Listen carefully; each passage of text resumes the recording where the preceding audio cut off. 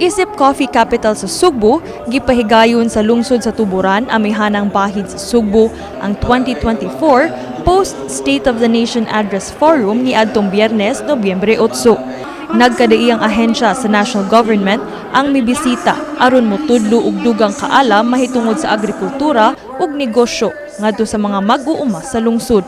Ang Department of Agriculture misaad sa pagpadayon sa ilang programa nga mosuporta sa paglambo sa farming industry sa Tuburan. DA will be with you in ensuring to provide seeds, fertilizers, and other machineries to improve production and productivity here in Tuburan. 2.2 million pesos sab ang giapud-apud sa Department of Social Welfare and Development kun DSWD isip capital sa mga beneficiaries sa ilang Sustainable Livelihood Program kun SLP. Gawas ni ini, duna say financial assistance nga 3,000 pesos ang gihatag sa 350 ka mga mag-uuma. Dasig kayo mi nga hingabot na ni ron nga mo daghan ang ahensya nga mutabang namo kay nanami ka sandigan or kasumbungan sa among mga panginhanglan. Nakinahanglan mi suportar nga daghan pa sa amo ang kapunungan. Karon nga makatabang sa among mga buhian ba matagadlaw. O sari ka na tabang namo mapaganabuhi. Kami nanom mi kape sa amo ang barangay. Kung makabalik kami makakontak kami. Kaya sa usa ka buwan makabalik kami kausa. Subay sa maong forum, gipahigayon ang caravan of services sa mga nagkalain-laing ahensya sa gobyerno. Usa na niini ang National Irrigation Administration nga namaligya og bugas nga tag 29 pesos matag kilo.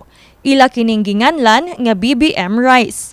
Distribute karon gikan gyud ni sa Bohol gani nga contract farming nga harvest nga bugas no nga gihatag natog tag 29 tag 29 ang kilo sa atong bugas para nga maka hatag po tag minus no nga kanang kilo sa atuang mga konsumidor.